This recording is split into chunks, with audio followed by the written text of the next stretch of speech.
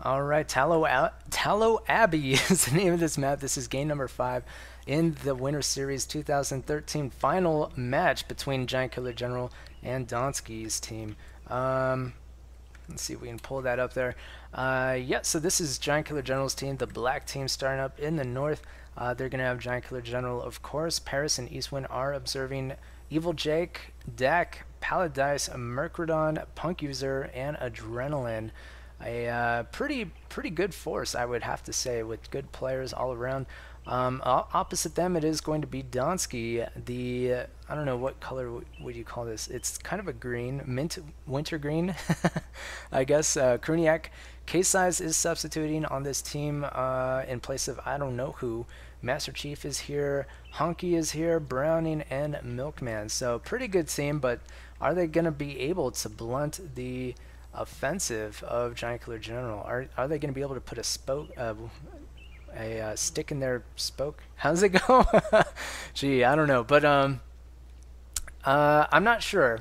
So far they're down one game. They've only won the first game, and Giant Killer General responded by winning the next 3. So if Giant Killer General wins this game, it's pretty much over for Donski's team. So this is basically down to the wire for them. And looks like they have some kind of plan here, some kind of rush maybe. It is capture the flag. So basically, if you lose your flag, you will lose the game. And if you hold on to your flag, then you don't lose the game. And it could end up in a tie. So that's a possibility. But you know, if both teams end up hanging on to their flags by the end of the time limit, then it is you know, of course, a tie. But I don't know if that's going to happen or not. Let's take a look at some of these trades here. Looks like there's no range at all. No archers there taken for Dantski. It's going to be pretty beefy, I think. In terms of melee, it's basically all melee except for a bunch of dwarves, maybe 5 dwarves, and a lot of pus. It looks like 4 whites worth maybe. So that's yeah, they still have 4 goals left over with these, so that's pretty heavy on the goals actually. So that's pretty interesting use of trading points here for Dantski. We'll see if it's going to be enough for to take this out here. This is Giant Killer General's force. A lot of Thrall. Very interesting choice here. Not a whole lot of other types of melee. I believe that's going to be like maximum berserks there, and I don't think that's maximum Heron Guards at all. And a lot of archers, interestingly enough. That is going to be 4 whites worth of pus as well, and only 3 dwarves as opposed to the 5 I think that Dantski is taking. So Dantski taking a lot of warriors, whereas no warriors taken for Giant Killer General, which is very interesting. Giant Killer General opting instead for the very cheap but pretty resilient Thrall here.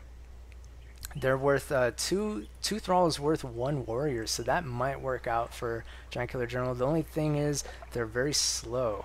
But I think he's relying on that with taking all these ranged units, and maybe the pus can help blunt any sort of rush attack. As we see here, there's a lot of different flanks here en route to this flag. We have Milkman, who has 2 of the 5 dwarves, it looks like, who's going to be moving into the north like so. And it looks like this force here is going to run into, Browning's going to run into Adrenaline on this flank here. And K-Size is going to be backing him up. Meanwhile, mid is firmly in the hands of Giant Killer General's team. They basically have that, but they are going to retreat and maybe not cross, as they realize that there's not a whole lot here. And you know, seeing as how they're very slow, they're basically mostly Thrall. They probably don't want to cross here and risk basically a flag like a base race, as that would probably go with the more mobile units, this mobile force here from Dantski's team.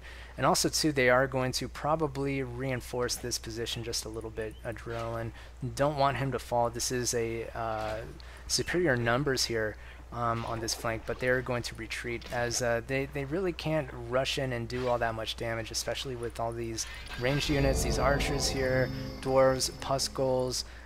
So that might not be the best idea. So they're going to reposition. And it looks like Honky's going to run in and maybe put some pressure on, maybe try to move in and through here and try to get to that flag, but I don't know if he's going to be able to do that. Might be able to, as it looks like Milkman is going to be able to slip through here, as I don't know if anybody spotted him or not. But Honky looks like is going to be giving it away and tipping off this force that they need to go home. So there might be units on the way home. Yeah, there are units all the way running very close to this home base area actually, as Honky is going to retreat. He can get run down, I think, if these units, if Mercadon continues to give chase, but I don't think he is. He is going to maybe chase this one goal here. So Milkman is going to attempt to take that flag out secretly, which that could work out for Dantski's team if it's successful, but we'll see if it is or not. Let's zoom out just a little bit more, as it looks like Browning is going to attempt to keep this force basically anchored here, as this is, it looks like they're, okay, so Honky is going to be chased out all the way over here. They're looking for Milkman to spring on this flag, cause this force to run back to the flag, attempt to defend this force as well, and then this force here will be able to basically commence with the rush once they're out of position. Milkman is going to reveal himself, but there is nobody else there, and that flag is so close to where these units were positioned. If these units were positioned elsewhere, like over here, or just even further away, if this was a larger map, then Milkman would have been able to take that flag no problem.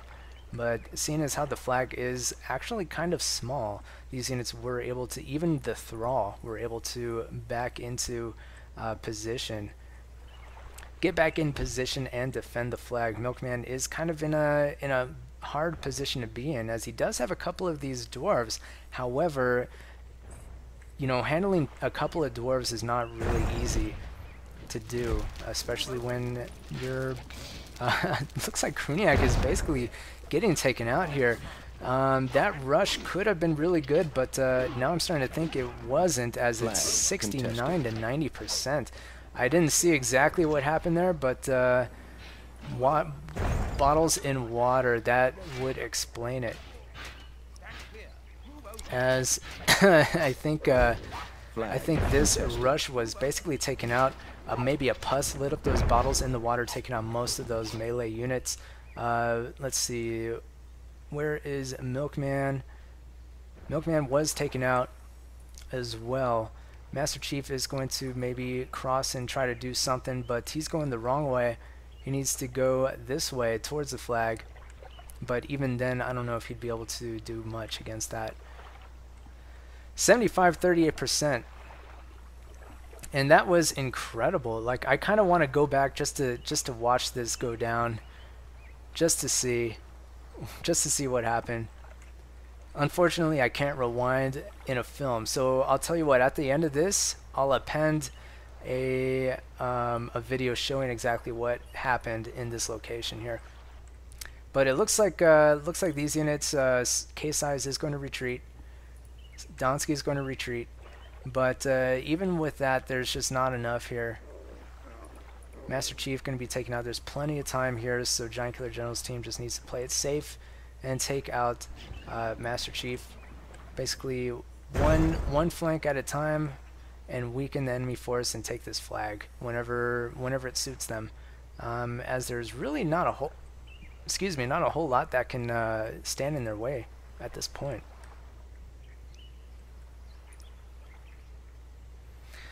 Master Chief is going to attempt to defend here, but he is going to be focused down. Nice dodge there, as all of a sudden you can see how multiple units or multiple players were encircling his force here, and basically they rushed at the same time, and basically focused down that dwarf, made sure that he didn't get a whole lot of damage, and basically minimum of losses, maybe losing 1 or 2 units at the very most. That's basically how you take out a defended position. You know, basically a area of effect unit such as a dwarf. You want to surround them and minimize the amount of damage that they can do. And wow, K-Size, his goal taking a lot of damage here.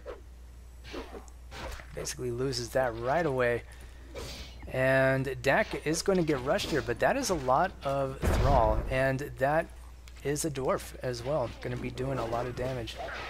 So that Puss goes down, but Puss is, oh man, that was tough. Oh no, that could have been bad.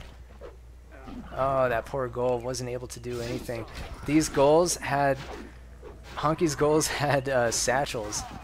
They probably would have wanted to use those earlier, and K-Size loses that dwarf, overextends himself quite easily there. Basically a suicide. That was more or less a suicide gesture. Running in there without any recourse. Nice shot there. Dantski showing us that even when the game is lost, he can still do some damage.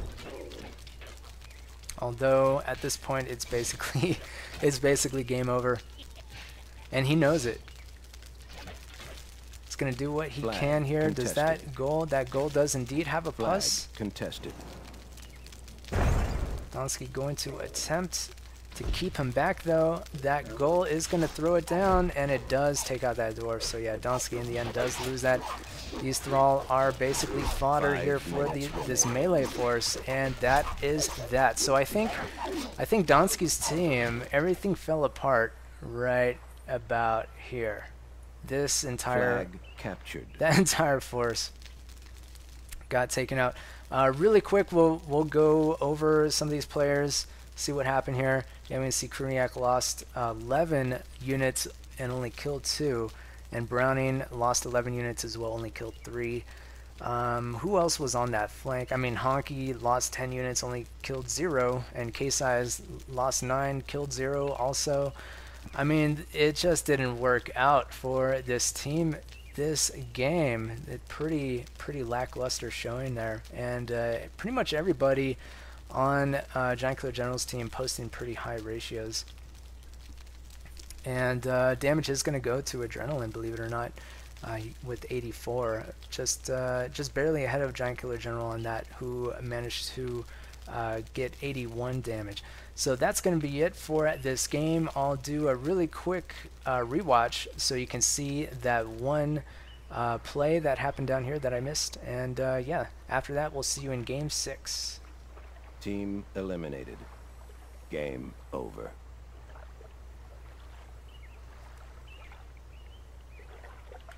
Welcome back, everyone. I'm just going to show you what happened here. I'm going to speed it up just a little bit and show you that there are going to be some bottles in this water. As we can see here, Punk User is basically the mastermind behind that. Even though he was told to stop doing that. Flag contested. And so this is Adrenaline's goal. He's going to throw that down. Doesn't do a lot. Oh, that Puskal was taken out. Oh, he throws that empty bottle there. That fire arrow going to take that out. Some more. Oh gosh, terrible. Yeah, so that's gonna be what happened to that force. You can see that taking a lot of damage, and that's just more Thrall. Even without the dwarves, that's too much Thrall, I think, for this force, with all the archers as well. But with the dwarves, it's definitely too much. So yeah, that's gonna be what happened there. Very interesting. I don't know if that was on purpose or what, but a lot of the Puskals for Dantski's team ended up getting taken out by these archers and dropping their pus, dealing damage to friendly units. So it just didn't really work out for their team on that push. And a really good play there by everyone on Giant Killer General's team to nab the win and basically the match. They won the championship with this game, but we're going to go ahead into game 6 anyway and show you the remainder of the games just to see what happened in the rest of the match. So, yep, we'll see you then.